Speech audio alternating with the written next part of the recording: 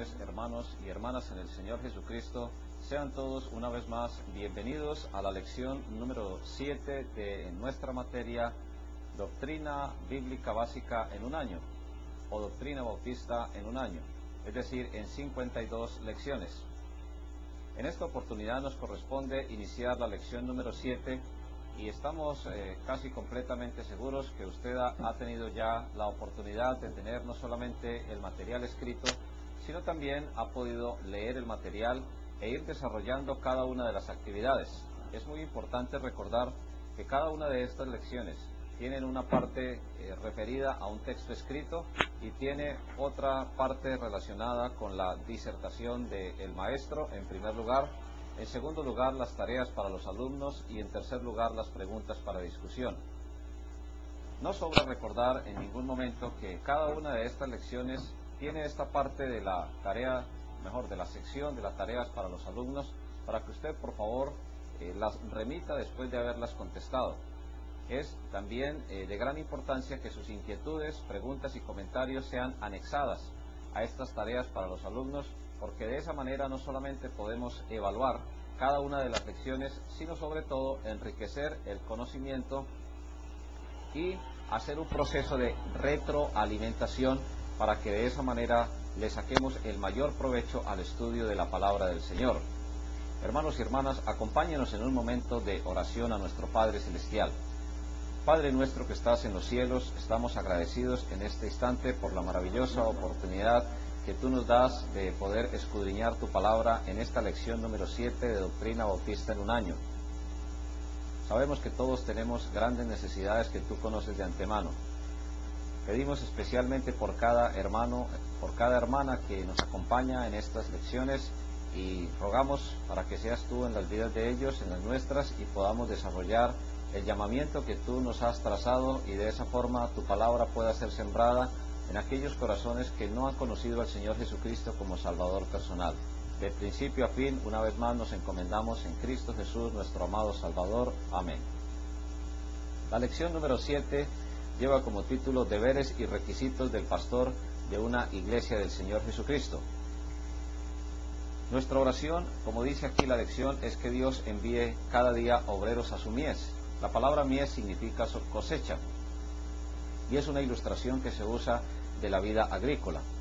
Pero en la introducción y en la parte escrita se nos habla de los oficiales de una iglesia. En una iglesia del Señor Jesucristo, Dios tiene personas que nos ha llamado a diferentes funciones en el ministerio. La palabra ministerio significa servicio, servir. Es muy importante recordar que el Señor Jesús nos dio ese gran ejemplo de que Él no vino para ser servido, sino vino para servir. Pero cada uno de esos llamamientos deben realizarse y deben desarrollarse con base en cada una de las enseñanzas de la palabra de Dios. Lo primero que necesitamos estudiar es el significado de la palabra pastor. La palabra pastor no aparece allí en el texto el significado de cuál es el origen etimológico, es decir, desde el punto de vista del lenguaje. Pero sí podemos observar en la siguiente ilustración cuál es el origen desde la raíz griega de la palabra pastor. En la Biblia aparecen varios términos que son sinónimos, pero que son la traducción en español de la misma palabra. Observemos entonces el desarrollo de la traducción de esta palabra. En esta lección, deberes y requisitos del pastor de una iglesia del Señor Jesucristo. La pregunta que vamos a responder es, ¿cuál es entonces el origen de la palabra pastor? La raíz griega es presbúteros. Es muy importante recordar que el Nuevo Testamento fue escrito en griego koiné, que era el griego popular de la época del Señor Jesucristo, es decir, se puede decir que desde el año 1 hasta el año 100.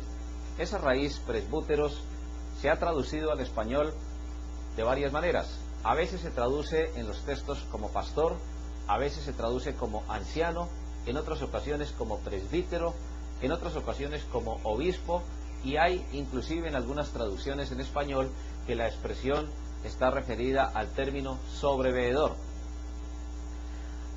Con base entonces en estos sinónimos se han desarrollado una cantidad de doctrinas que a veces se prestan para confusión, pero, amados hermanos, amadas hermanas, es muy importante recordar que la palabra de Dios tiene en sí misma la explicación que no podemos asumir una interpretación privada propia y que para poder comprender muy bien un texto, pues hay que hacer la comparación con otros textos donde se hable del mismo tema. Una de las pruebas, o mejor, uno de los textos donde podemos probar que la palabra pastor, anciano, presbítero, obispo y sobreveedor vienen de la misma raíz, presbúteros, y que significa alguien que cuida un rebaño, lo encontramos en el texto de Hechos capítulo 20, haciendo una comparación entre los versos 17 con el verso número 28. Queremos invitarle a que usted lo verifique juntamente con nosotros, hermanas, hermanos en el Señor Jesucristo. Hechos capítulo 20, en los versos número 17 hasta el número 28, y como el texto es bastante largo y usted tiene la oportunidad de leerlo allí, simplemente vamos a hacer una comparación. El apóstol Pablo hace llamar a los ancianos de la iglesia de Éfeso, ya que pues él estaba ya desarrollando en cada uno de sus diferentes viajes misioneros, y previamente, antes de ir a la ciudad de Roma, entonces hace llamar a los ancianos de la iglesia de Éfeso para despedirse, no solamente de ellos, sino también de la iglesia. Miremos entonces Hechos capítulo 20 en el verso 17. Enviando pues desde Mileto a Éfeso, hizo llamar a los ancianos de la iglesia. Y si comparamos el verso 28, él se está dirigiendo a ellos cuando ya habían llegado. Por tanto, mirad por vosotros y por todo el rebaño en que el Espíritu Santo os ha puesto por obispos para apacentar la iglesia del Señor, la cual él ganó por su propia sangre. De ahí entonces podemos observar que la palabra anciano y la palabra obispo tiene que ver exactamente con el mismo significado. Las personas que Dios había llamado al ministerio, mejor, a través de la iglesia de Éfeso. Es muy importante recordar que el llamamiento lo hace Dios, pero lo hace a través de una iglesia, porque es el Espíritu Santo quien administra la obra.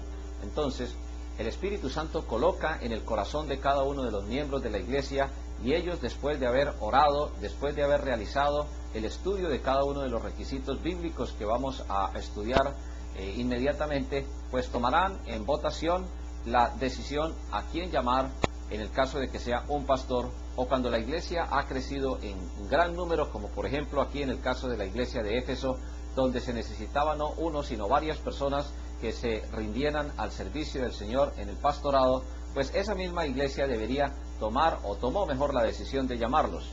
Por eso en este texto se puede probar que el término anciano es equivalente, exactamente de la misma forma, el mismo llamamiento, el mismo oficio al término obispo.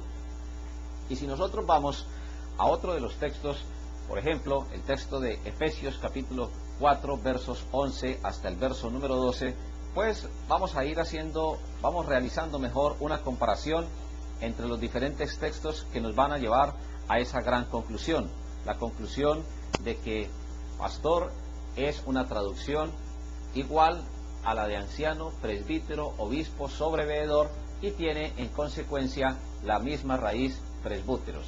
Detengámonos entonces, por favor, en el libro de Efesios, en el capítulo número 4, versos 11 y 12. Y él mismo constituyó a unos apóstoles, a otros evangelistas, a otros profetas, a otros evangelistas, a otros pastores y maestros, a fin de perfeccionar a los santos para la obra del ministerio, para la edificación del cuerpo del Señor Jesucristo. Claramente el apóstol está hablando a una iglesia del Señor Jesucristo. Y si está hablando a una iglesia del Señor Jesucristo, entonces está diciendo aquí que el ministerio pastoral es un ministerio que Dios realiza, o mejor, llama a través de una iglesia local, de una iglesia visible, de una iglesia autónoma, totalmente independiente, totalmente democrática.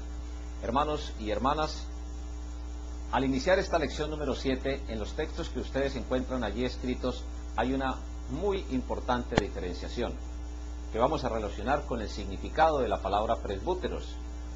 Porque si aquí está diciendo Dios en el verso número 11 que Él mismo constituyó a unos apóstoles, a otros profetas, a otros evangelistas, a otros pastores y maestros, la pregunta pertinente entonces sería: ¿hoy Dios llama a través de la iglesia apóstoles? hoy Dios llama a través de la iglesia a personas que se dediquen, en el caso específico de la profecía, o como se usa aquí el término, profetas, o evangelistas, o pastores y maestros. ¿Por qué entonces en la lección número 7 se detiene el ministerio del pastorado?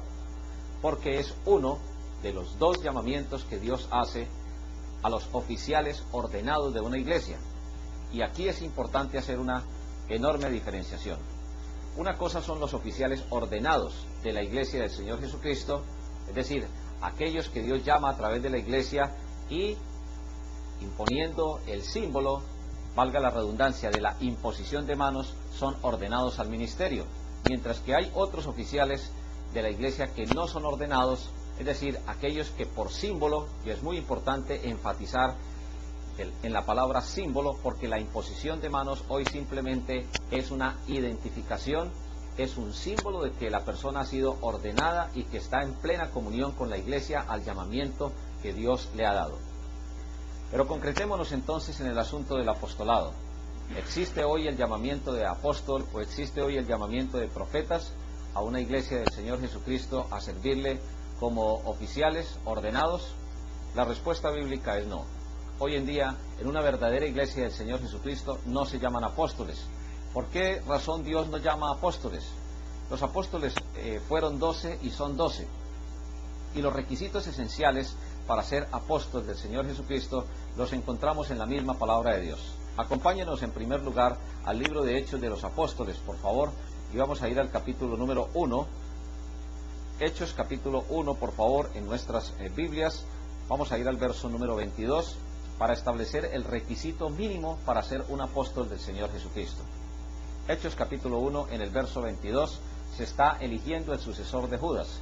En otras oportunidades, en lecciones anteriores, hemos mencionado el texto, pero aquí vale la pena otra vez observarlo porque tiene que ver con una respuesta muy importante a través de los medios de comunicación, de diversos canales de televisión, de la radio, a través de diversos, entre comillas, y con todo respeto y consideración lo decimos, ministerios, pues se dice que hay personas que son hoy, en esta época, apóstoles del Señor Jesucristo, pero cumplen los requisitos que menciona la palabra de Dios. La respuesta contundente es no.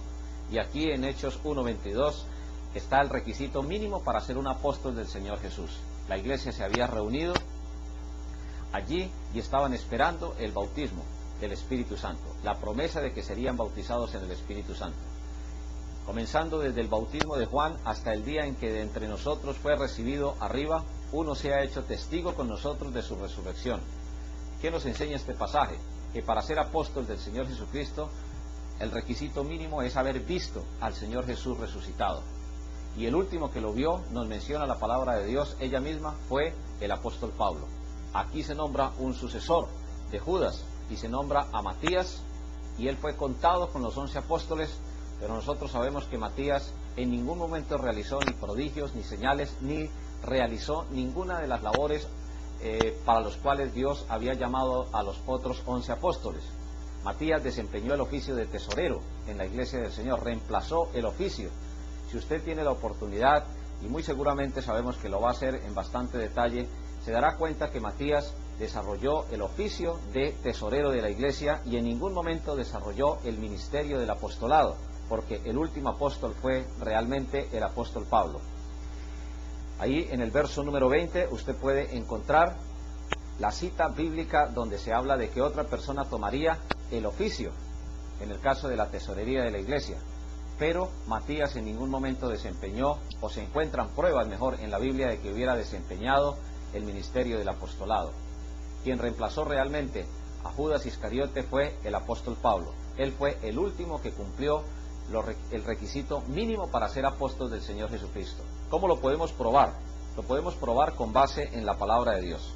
En 1 Corintios capítulo 15, en el verso número 8, vamos a encontrar entonces, apreciados hermanos, hermanas en el Señor Jesucristo, una enseñanza supremamente clara con relación al apostolado. 1 Corintios capítulo 15, en el verso número 8, nos dice la palabra del Señor: porque yo mismo soy el más pequeño de los apóstoles, que no soy digno de ser llamado apóstol porque perseguí a la iglesia del Señor.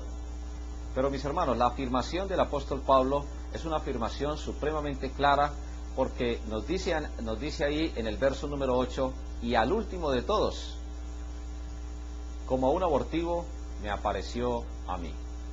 No puede ser más clara la enseñanza del Señor. La última persona que cumplió el requisito para ser apóstol en cuanto al llamamiento de apóstol, no en cuanto al tiempo, porque nosotros sabemos que el apóstol Juan murió ya anciano después de ser desterrado en la isla de Patmos y escribió el libro de Apocalipsis, también desempeñando la función de completar la palabra de Dios, es decir, de profetizar, de anunciar el futuro, porque la palabra profecía tiene dos significados: enseñar. Aquí en este momento, en cierto modo, estamos enseñando la palabra de Dios, estamos profetizando, pero la palabra profecía también se puede usar en el sentido de predecir el futuro. El futuro que los seres humanos necesitamos saber ya está en la palabra de Dios escrito plenamente allí en el libro de Apocalipsis. Por eso, apreciados hermanos y hermanas en nuestro Señor, estudiantes del seminario LAM, Seminario Bautista Misionero Latinoamericano, es supremamente importante recordar lo que dice aquí la palabra de Dios.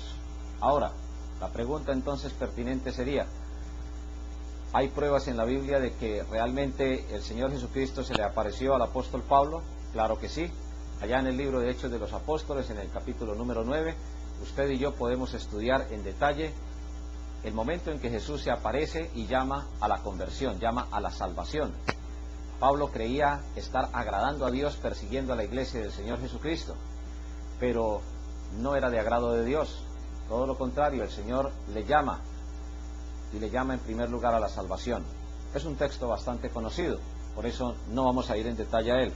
Pero otros textos que no son tan conocidos en cuanto a las apariciones del Señor al apóstol Pablo, lo encontramos, por decir algo, en Hechos capítulo número 16, en el verso número 9. Hechos capítulo 16, en el verso número 9, cuando Dios llama al apóstol a empezar la obra misionera en Europa, le dice en el verso número 9 de Hechos capítulo 16. Verifíquelo por favor en la escritura que usted tenga allí a la mano. Y se le mostró a Pablo una visión de noche. Un varón macedonio estaba en pie, rogando y diciendo: pasa a Macedonia y ayúdanos. Cuando vio la visión, enseguida procuramos partir para Macedonia, dando por cierto que Dios nos llamaba para que le anunciásemos el Evangelio. Ahí encontramos un ejemplo de aparición. Hechos capítulo 18, en el verso número 9 también encontramos otro ejemplo.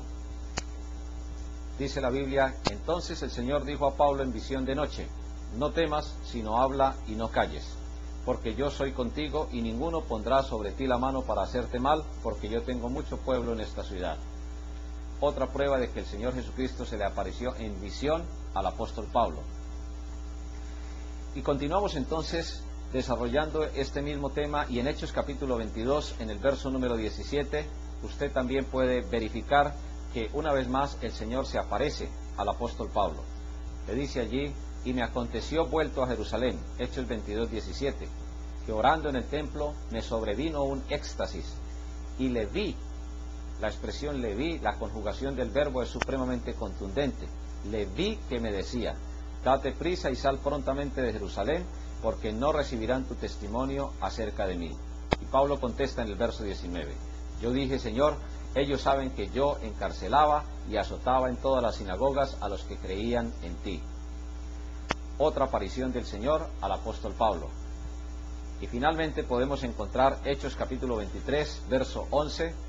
Hechos 23, en el verso 11, dice la palabra de Dios: a la noche siguiente se le presentó el Señor, Hechos 23, 11, y le dijo: ten ánimo, Pablo, pues como has testificado de mí en Jerusalén, así es necesario que testifiques también en Roma. Contundentes estos 4 textos que hemos visto aquí con base en la palabra de Dios, donde se demuestra que a la última persona que se le apareció como apóstol, no en orden cronológico, no en orden de tiempo, porque sabemos que allá en el libro de Apocalipsis la revelación fue a Juan el Evangelista, y a Juan el Evangelista ya se le había aparecido después de resucitado. Pero en orden de apóstol encontramos aquí que a la última persona que se le aparece Jesús resucitado es al apóstol Pablo. Por eso no pueden existir hoy personas que digan que son llamadas por Dios al ministerio del apostolado a través de una iglesia del Señor Jesucristo, porque no se cumple el requisito mínimo, que es haber visto a Jesús resucitado. Hoy existen muchas personas que afirman que son apóstoles del Señor Jesucristo, pero siempre es muy importante verificar lo que dice la palabra de Dios con relación al ministerio del apostolado, porque si no se cumple lo que dice la palabra del Señor, entonces respetamos profundamente las afirmaciones de esas personas y no estamos tratando de herir a nadie ni de hacer sentir mal a nadie. Simplemente estamos tratando de cumplir con la responsabilidad de enseñar lo que verdaderamente la palabra de Dios dice. Si a usted o a mí alguien nos viene a decir que es un apóstol del Señor Jesucristo, con mucho amor, consideración y respeto en el amor de Dios, valga la redundancia, pues tendremos que ir a la palabra de Dios a explicarle que es muy posible que haya sido engañado, que es muy posible que tenga muy buena intención, pero es que la buena intención en la enseñanza de la palabra de Dios no basta, y podríamos citar muchos ejemplos populares. Si usted, por ejemplo, necesita una intervención quirúrgica, está gravemente enfermo, y al estar gravemente enfermo recurre a una persona que no tenga la suficiente capacidad de atenderle, por decir algo, quirúrgicamente, pues esa persona podrá tener muy buena intención, le podrá recetar de pronto algunos remedios caseros, podrá realizar una serie de actividades, pero la buena intención de ayudarle en la curación no servirá, porque Dios dice que los enfermos tienen necesidad de médico.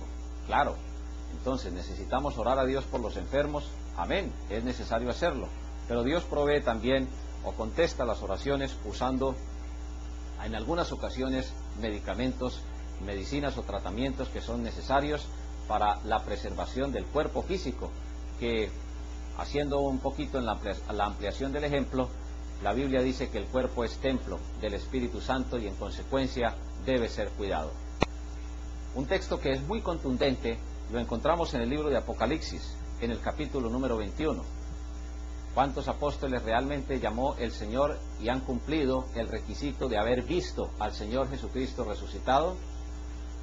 En el libro de Apocalipsis, en el capítulo número 21, hablando de la Nueva Jerusalén, describiendo la Nueva Jerusalén, dice ahí la palabra del Señor en el verso número 14.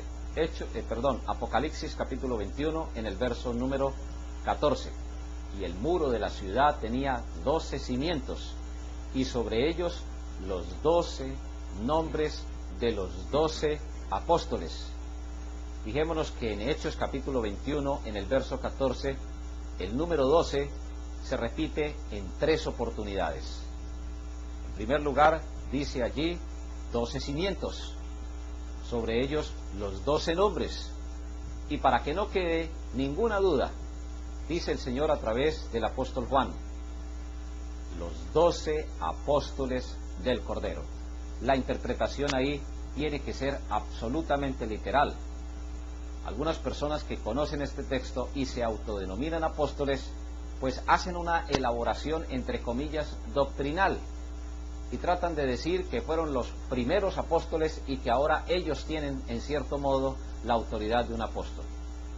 La palabra de Dios no puede ser más contundente, hay que tomarla literal como está aquí en este texto que acabamos de leer y que nos lleva a la primera conclusión de esta lección número 7.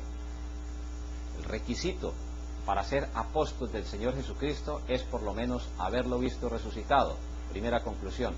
Segunda conclusión, el número de los apóstoles que Dios llamó a través de la iglesia son contundentemente 12 apóstoles y lo hemos probado a la luz de la palabra del Señor. Hermanos y hermanas, después de haber profundizado un poco en esta doctrina del apostolado, entonces nos quedan algunas preguntas. ¿Usa hoy Dios profetas como los usó, por ejemplo, en el libro de Hechos de los Apóstoles, que en varias oportunidades se profetizó? Es decir, no solamente se profetizó en el sentido de proclamar, enseñar la palabra de Dios, porque otra vez hay que recordarlo. La palabra profecía en la Biblia tiene 2 significados. Uno es anunciar el futuro y otro es enseñar el futuro que ya está previamente escrito. Y no hay mejor texto para comprobar que hoy en día no existe el don de la profecía en cuanto a anunciar el futuro, que el texto de 1 Corintios en el capítulo número 13. En ese texto de 1 Corintios capítulo número 13, el mismo apóstol Pablo, escribiendo a una iglesia local sobre el tema de los dones espirituales, 1 Corintios capítulo 13, leyendo desde el verso 8 hasta el verso número 13, encontramos la respuesta. Cuando a una persona le preguntan, ¿existen hoy profetas en el sentido de personas que anuncian el futuro en cuanto a la voluntad de Dios? Pues la respuesta bíblica es no. Hay personas que dicen, me convendrá comprar un carro, vender un carro, comprar una casa, vender una casa, casarme con fulano de tal o con fulana de tal, o tomar alguna decisión, ir a un lugar, aceptar determinado trabajo, ese tipo de decisiones. Y entonces van y consultan, entre comillas, a un supuesto profeta que puede tener, dicen ellos, en cierto modo el don, entre comillas, de profecía. Y lo colocamos entre comillas porque no podemos pasar por encima de la palabra de Dios. Otra vez, la buena intención no basta.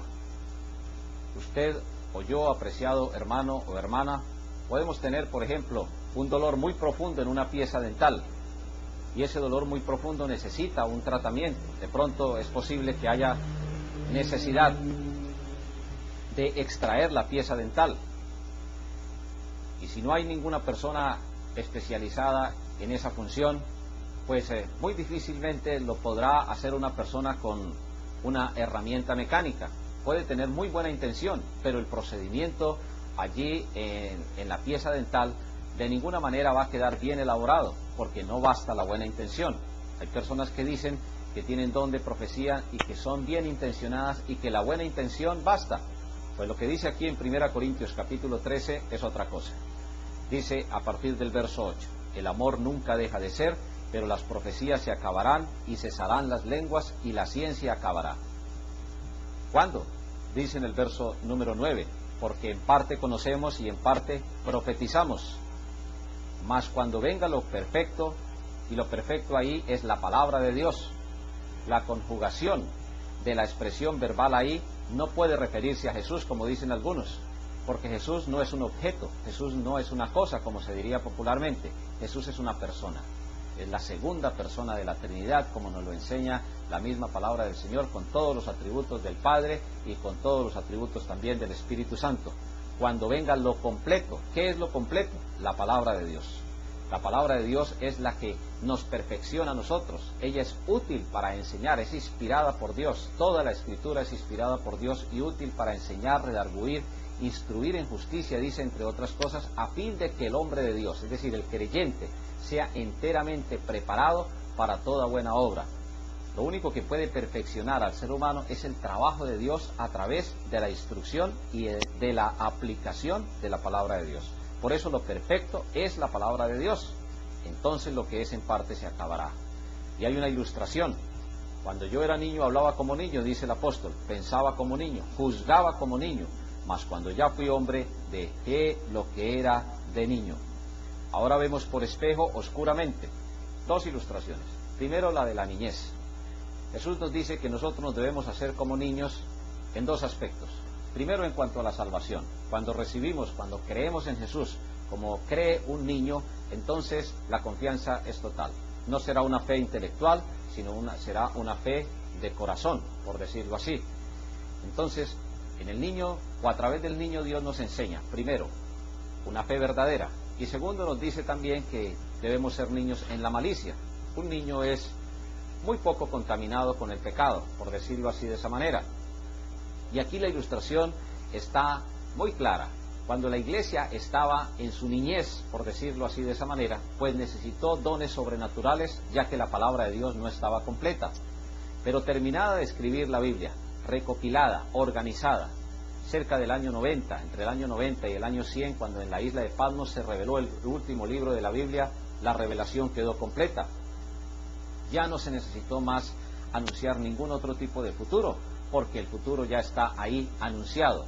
Entonces, el sentido de profecía de anunciar el futuro no lo tenemos hoy en día, porque el futuro ya lo tenemos aquí en la palabra de Dios.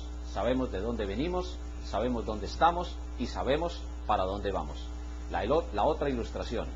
La iglesia estaba en su primera etapa de niñez y necesitó los dones espirituales maravillosos, espectaculares, por decirlo de esa manera, porque esos dones confirmaban lo que los apóstoles predicaban, como ya lo hemos visto allá en el Evangelio según San Marcos, en el capítulo número 16, desde los versos 15 hasta el verso número 20, terminar allá, y ahorita lo podemos entonces corroborar. Pero la otra ilustración es la de un espejo. En esa época los espejos no son como ahora. Los espejos eran metálicos, eran opacos, y al ser opacos pues se veía oscuramente, solamente era un pequeño reflejo del brillo que podía reflejar, valga la redundancia. Entonces la forma de ver a través de un espejo era una forma oscura. De la misma manera, mientras la Biblia se terminó de escribir, se veían solamente reflejos de la voluntad de Dios. Cuando la Biblia se terminó de escribir, entonces ya podemos ver, dice el apóstol, cara a cara, conocernos completamente, porque es la palabra de Dios como un espejo la que nos dice a nosotros de qué manera somos, dónde estamos y realmente para dónde vamos. ¿Cuáles son entonces los dones espirituales de los cuales proceden los otros, que hoy en día están en acción a través de la iglesia? La fe, dice el verso 13, dice otra cosa, el número 2 la esperanza y el número 3 el amor. Estos tres se enfatizan, pero el mayor de ellos es el amor. Hermanos y hermanas, hoy no existe el don de profecía en cuanto a anunciar el futuro, porque todo lo que necesitemos nosotros saber sobre el futuro lo encontramos en la palabra de Dios. Todas las decisiones que necesitemos tomar, allí en la palabra de Dios encontramos la plena instrucción en el momento en que necesitemos tomar una decisión. Me preguntará usted, entonces, ¿cómo hace Dios para decirme si debo hacer X o Y negocio, o si un joven debe casarse con X o Y señorita? Bueno, la respuesta la encontramos en el libro de Colosenses, en el capítulo número 3, en el verso número 15. Colosenses, capítulo número 3, verifíquelo por favor, porque es muy importante que usted verifique en la palabra de Dios lo que ella dice. Colosenses, capítulo 3, en el verso número 15.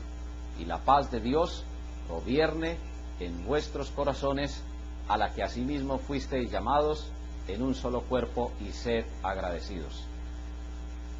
En el caso concreto, por ejemplo, de un matrimonio, ¿es la voluntad de Dios que un hombre incrédulo se case con una señorita que es creyente?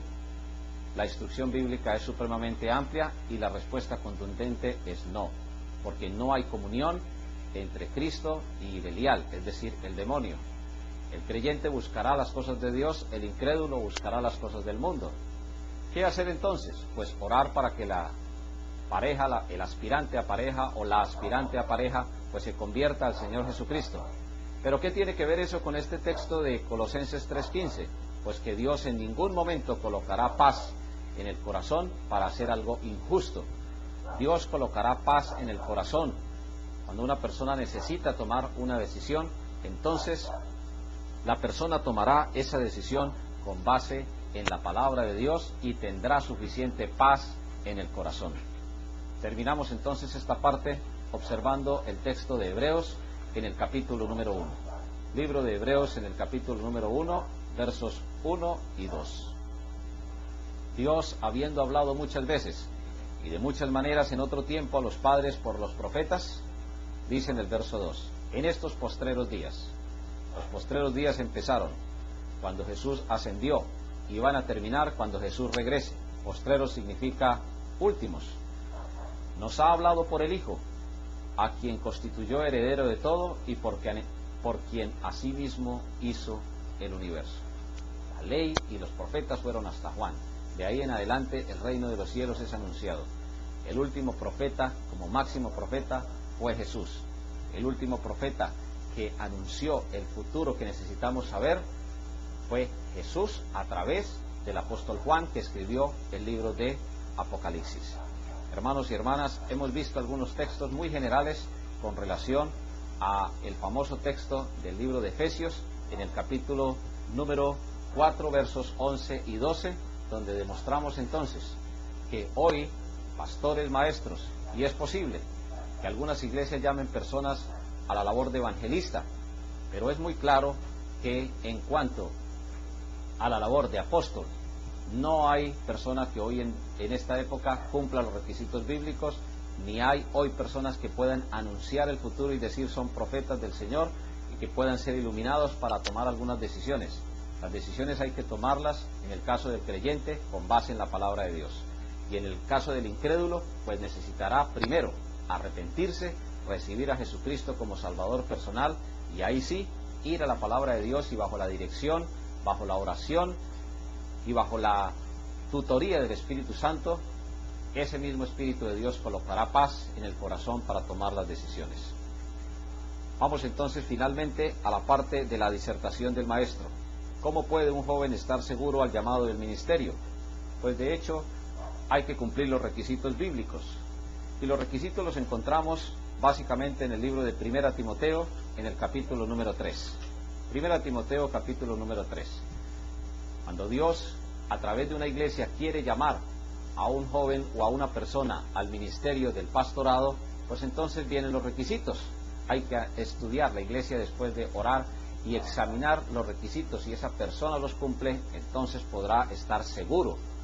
Y esto es bien importante porque hay muchas personas que se rinden al ministerio del pastorado y no están seguros de su llamamiento.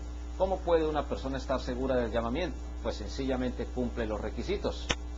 Dice palabra fiel, 1 Timoteo 3:1. Si alguno anhela obispado, y otra vez encontramos el sinónimo, ahí no aparece la palabra pastor, porque fue traducida obispo, y no significa que sea una persona de mayor rango sobre otros pastores, o que tenga a su cargo varios pastores o varias iglesias a su mando. Simplemente la traducción sería de una forma más fidedigna: palabra fiel, si alguno anhela pastorado, buena obra desea. Y vienen los requisitos. Cuando termina el verso 1 está diciendo buena obra desea. En otras palabras, primero hay que anhelarlo, desearlo. Muchas iglesias tienen a veces la necesidad de llamar a una persona al ministerio y por el afán empiezan a buscar dentro de su congregación personas y a presionarlas y a veces inclusive hasta a manipularlas y a forzarlas para que acepten un llamamiento al pastorado. La verdad es que ese no es el método correcto. La Biblia dice aquí que primero es la persona quien debe desearlo. Primero necesita anhelarlo, tener en su corazón ese anhelo ferviente de servir al Señor. Y claro, alguien me dirá que no es un llamamiento fácil. Claro que sí, con toda la razón podemos decir que la palabra de Dios en ningún momento reconoce que sea algo fácil. El mismo apóstol en el llamamiento a servir al Señor tuvo que enfrentar numerosísimas dificultades, pero primero hay que desearlo. Luego dice en el verso 2, es necesario, y aquí vienen algunas características personales. Es necesario que el obispo o pastor sea irreprensible. ¿Qué significa? De buen testimonio, marido de una sola mujer, es decir, que sea casado con una sola mujer, sobrio, en otras palabras, moderado, prudente, decoroso, hospedador y apto para enseñar, no dado al vino, no pendenciero, es decir, que no le gusten los conflictos, no codicioso de ganancias deshonestas, sino amable, apacible y no avaro. Estos son requisitos, son condiciones personales para cumplir en el llamamiento al Señor. Luego viene el verso 4, que gobierne bien su casa, que tenga a sus hijos en sujeción con toda honestidad, pues el que no sabe gobernar su propia casa, ¿cómo cuidará de la iglesia de Dios? La Biblia está diciendo que la familia es un centro de entrenamiento para el ministerio. Alguien preguntará, ¿entonces Dios no llama personas solteras al ministerio? Excepcionalmente lo puede hacer Dios, pero casi siempre las personas que llegan solteras al ministerio, después de haberse comprometido con el Señor, de haberse comprometido con la iglesia, pues entonces simplemente lo que hacen es formar su hogar y llevar al máximo el cumplimiento de estos requisitos. Pero siempre la norma general es que la persona debe tener una familia para que le sirva de entrenamiento, porque hay mucha similitud entre la forma de gobernar una familia y la forma de gobernar la iglesia. Verso 6. No un neófito, es decir, no un recién convertido, no sea que envaneciéndose. La palabra envaneciéndose viene del griego tiupomai. Esa palabra significa hacerse humo. El orgullo, la vanidad siempre ha sido indicio de caída. Cuando Satanás se enorgulleció por lo que recibió, entonces cayó. Cuando un siervo de Dios se enorgullece por los dones, talentos, por la capacidad o por el llamamiento que Dios nos ha prestado, pues es sinónimo de caída, porque el orgullo siempre nos lleva a depender de nosotros mismos y a no depender de Dios, como en el caso del diablo, que es el ejemplo que cita ahí en el verso número 6. Hermanos y hermanas, esta iglesia, pregunta ahí, ¿necesita pedir a Dios que despierte y llame más jóvenes al ministerio? Mateo capítulo 9, versos 37 y 38, y con ello vamos a terminar. Es un texto de bastante reflexión. Nos hemos detenido en la ampliación de esta enseñanza, es decir, la parte que no aparece escrita ahí, en esa es que nos hemos detenido hoy, porque la que aparece escrita allí, y con base en ella usted puede responder sus preguntas, sus tareas para los alumnos, sus inquietudes, pero la otra parte que no aparece allí sí nos ha correspondido analizarla. Mateo capítulo 9, versos 37 y 38, trae una seria reflexión en cuanto a la urgencia de la iglesia a motivar a otras personas. Mateo 9, versos 37, inclusive desde el verso 36 podemos leer. Jesús dice que al ver las multitudes tuvo compasión de ellas, porque estaban desamparadas y dispersas como ovejas que no tienen pastor. En otras palabras, no había quien enseñara la palabra de Dios para aprender a tomar decisiones, porque en la vida siempre estamos tomando decisiones espirituales, emocionales y materiales, y con base en esas decisiones nuestra vida va a ser de bendición o puede ser de gran frustración. Y en el verso 37 Jesús otra vez es contundente. Entonces dijo a sus discípulos: a la verdad la mies, es decir, la cosecha es mucha, mas los obreros pocos. Rogad pues al Señor de la mies, de la cosecha, que envíe obreros a su mies. Es nuestra oración que Dios realice llamamientos a través de las iglesias locales, cumpliendo los requisitos que menciona la palabra de Dios. Si una persona no cumple los requisitos que menciona la palabra de Dios en cuanto al llamamiento al pastorado, puede estar seguro que no tendrá ni el respaldo de Dios, ni la suficiente capacidad, ni espiritual, ni emocional, ni material, para llevar adelante el ministerio tan sagrado del pastorado a través de una iglesia local. Muchísimas gracias por acompañarnos. Que Dios nos bendiga a todos grande y ricamente, y sobre todo nuestros ministerios.